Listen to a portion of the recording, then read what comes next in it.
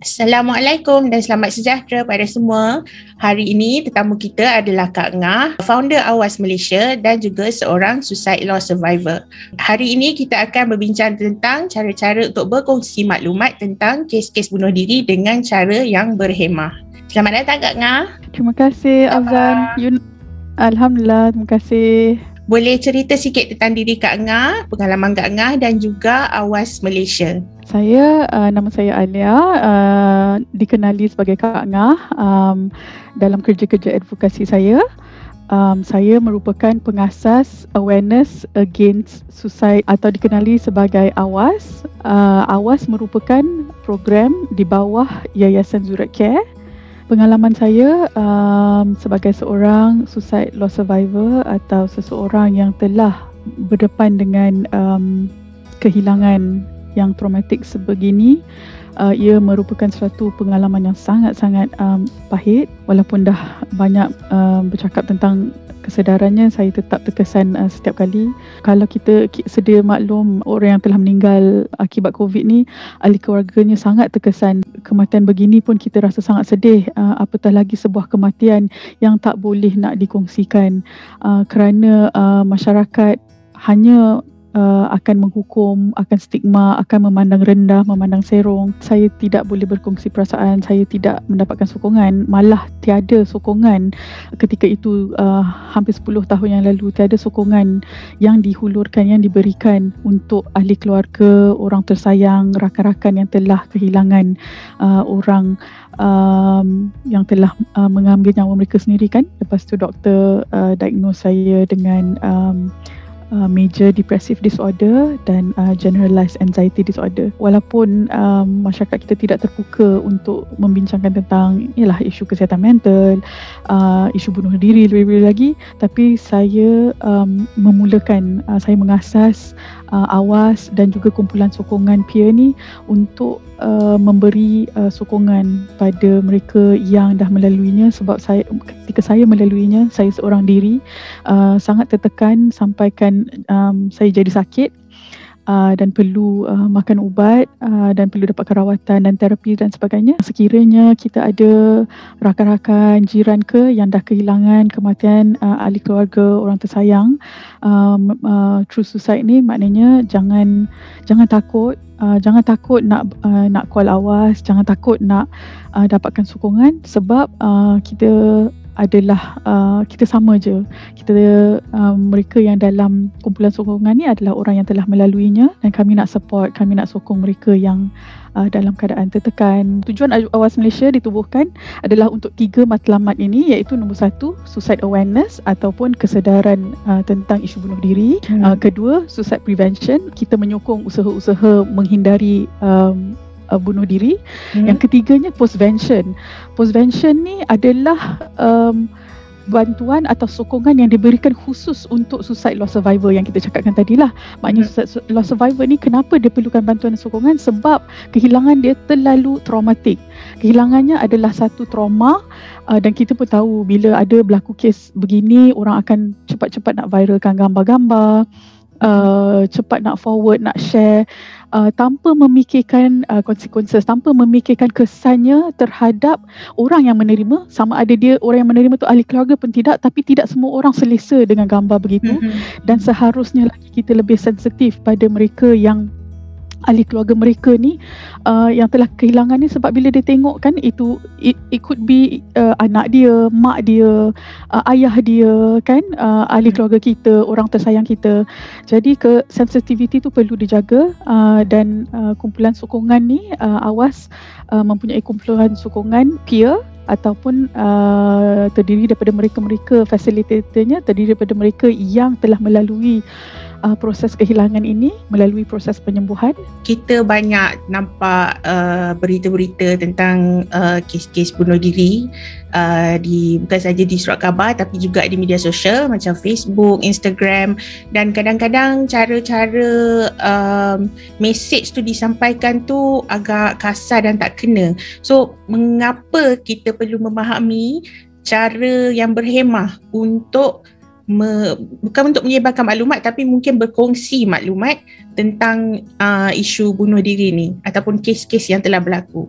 satu tentang sensitivity, maknanya sensitivity keluarga, sensitivity orang tersayang, juga sensitivity orang yang tak suka tengok gambar-gambar macam ni kan. Jangan kata bunuh diri saja, isu bunuh diri, kadang-kadang kemalangan, ialah bila dalam keadaan fizikal seseorang itu dalam keadaan yang sangat menyayat hati kan. Tak perlu sebenarnya kita nak share, nak forwardkan, nak tunjukkan yang nak mensensasikan lagi kat gambar atau video tersebut, sebab satu, menghormati si mati, mereka yang telah pergi itu. Kedua, menghormati keluarga, sahabat handai mereka. Ketiga, sebagai masyarakat pun, masyarakat yang matang sebenarnya tak mahu dan tak akan memviralkan, mensensasikan perkara begitu, sebab kita pun kena ada empati kan. Kita kena fikir juga tentang mereka-mereka yang telah kehilangan tu kan. Duanya, untuk mengelakkan peniruan kaedah bunuh diri ni, Afzan tanya kenapa kita kena buat kenapa kita perlu tahu information atau maklumat yang disebarkan ni kena berhemah. Sebabnya kalau kita tersalah forward, kalau kita tersalah share, nanti akan ada masalah suicide copycat. Contohnya copycat suicide. Copycat suicide ni dalam bahasa Melayunya peniruan lah. Orang lain yang dah rentan, kategori yang rentan ni maknanya orang yang dah vulnerable, yang dah rasa macam tak ada harapan nak hidup, dah rasa macam dah rasa putus asa, jadi dia dah mungkin terfikir-fikir nak akhirkan kehidupan dia. Jadi bila dia dapat gambar macam tu, dia macam ini adalah idea. Dan lebih menakutkan lagi bila media, contohnya surat khabar rasmi laporan rasmi pun ada kadang-kadang tulis laporan detail, maknanya butiran menggunakan kaedah apa, material apa, sangat detail, terlalu detail, yang membuatkan orang lain yang dah rentan tu boleh meniru dan mengambil nyawa mereka. Copycat suicide ni sangat berbahaya bila kita forwardkan information macam ni. Nanti orang lain copy dan kita susah nak mengawal suicide contagion. Suicide contagion ni maknanya penularan isu bunuh diri ni. Seterusnya untuk kenapa juga kena berhemah ni, sebab kita nak elakkan tercetusnya perasaan negatif bagi mereka yang rentan tadi kita cakap, iaitu orang yang dah vulnerable. Yang rentan adalah orang vulnerable daripada trigger, sebab kadang-kadang gambar macam ni boleh buat dia trigger, buat dia rasa macam ialah mati lebih baik. Mungkin aku pun patut buat macam tu. Jadi kena hati-hati sangat-sangat. Bukan sahaja berita, maknanya bukan sahaja media. Sekarang ni sebab isu bunuh diri ni tengah sangat hangat, jadi semua orang, even selebriti, artis, pensyarah, pakar pun mahu bercakap tentang ni. Orang ramai pun mahu bercakap. Itu sebenarnya sangat bagus kan, sebab kita naklah orang ada awareness, ada kesedaran tentang isu ni, tentang isu kesihatan mental.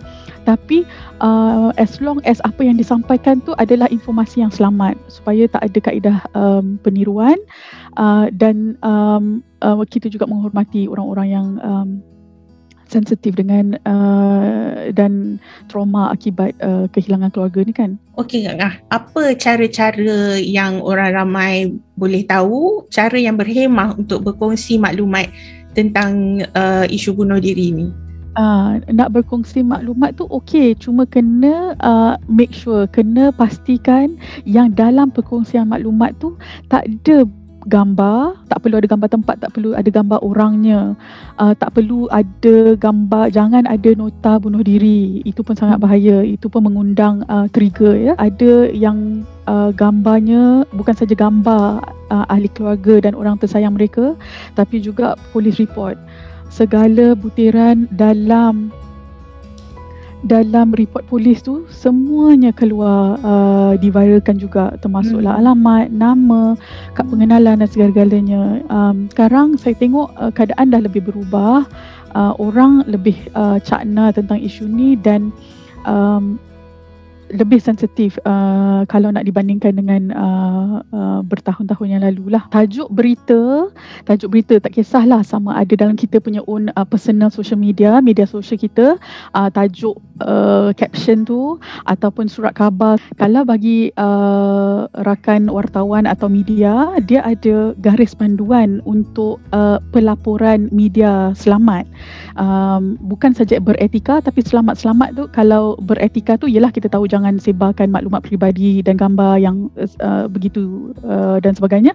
Tapi beretika, selamat tu maknanya make sure jangan ada beritahu macam mana nak melaksanakan kaedah tu. Itu sangat-sangat bahaya. So kita pun yang individu, katalah kita nak sharekan maklumat tentang apa-apalah tentang Awas, Befrienders, Miasa, NGO yang membantu mereka-mereka ni, jangan kita punya caption tu letak besar-besar bunuh diri misalnya, sebab dia boleh trigger lah. Maknanya headline tu hati-hati jangan dibesarkan. Media sama, kita pun kena jangan besar-besarkan, jangan sangat sensasikan lah. Dan juga jangan menghukum atau membuat andaian sendiri tentang keadaan mental mereka yang telah pergi ni, sama ada mereka yang telah pergi atau mereka yang suicide attempt survivor ni. Ada kalanya mereka membuat cubaan membunuh diri tetapi terselamat, sempat diselamatkan. Jadi jangan cuba-cuba kita yang tengok, yang baca laporan ataupun dapat information macam tu, jangan kita cepat-cepat judge, jangan kita cepat-cepat menghukum, menghakimi mereka ni, kata ahli neraka lah, tak cukup iman lah dan sebagainya. Kita tidak tahu the state of the mental state kan, kita tak tahu keadaan mental ataupun emosi seseorang yang berhadapan dengan isu sebegini. Kita pun sedia maklum, sekarang ni dah banyak kesedaran tentang masalah kemurungan. Mereka yang kemurungan ni sangat berhadapan dengan risiko keinginan ataupun risiko simptom perasaan membunuh diri ni.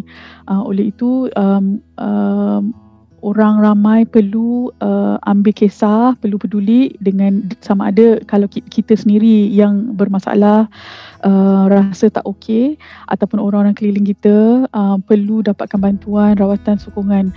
Memang stres ataupun murung tu normal sebenarnya. Kita semua, itu semua adalah sifat sifat manusia lah, sifat semula jadi manusia kan, sedih, gembira, murung dan sebagainya. Kemurungan klinikal atau depression ni, clinical depression ni adalah penyakit yang serius yang boleh mengakibatkan kematian, sebagaimana penyakit jantung, sebagaimana kencing manis, kanser dan sebagainya. Dia sama sahaja, dia perlu diambil sebagai sejenis penyakit yang perlu mendapat rawatan dan bantuan dan sokongan untuk kita menghindari daripada kejadian bunuh diri ini berlaku.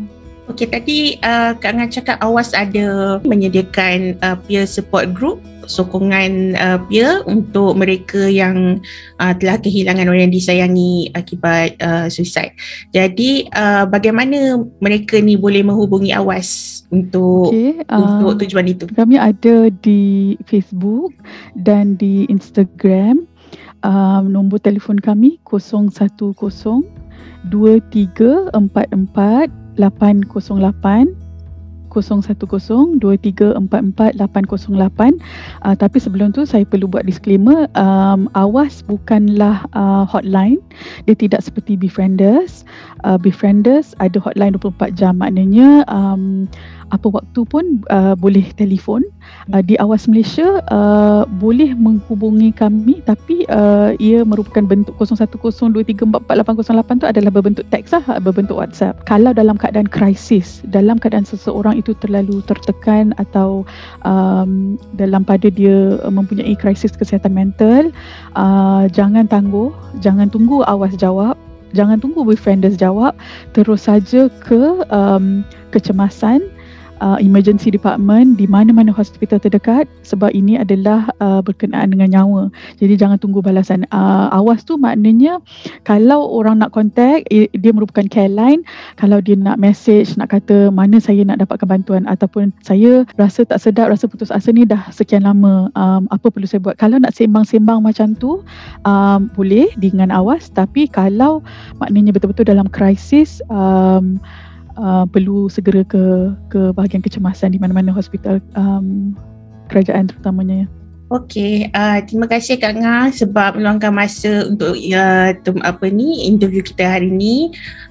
Jadi pada semua penonton, sekiranya anda ada mengalami kemurungan, sila dapatkan bantuan yang sepatutnya lah, rawatan, terapi dan sebagainya. Jangan takut, anda tidak keseorangan. Teruskan mendapatkan rawatan kerana anda memang boleh mengatasi apa pun masalah mental yang anda sedang hadapi sekarang. Kita memang perlukan lebih ramai lagi orang-orang macam Kak Ngah untuk menimbulkan dan meningkatkan kesedaran tentang masalah mental dan juga khususnya isu bunuh diri. Okey, kita jumpa lagi dalam episod akan datang. Terima kasih. Assalamualaikum. Waalaikumsalam warahmatullahi.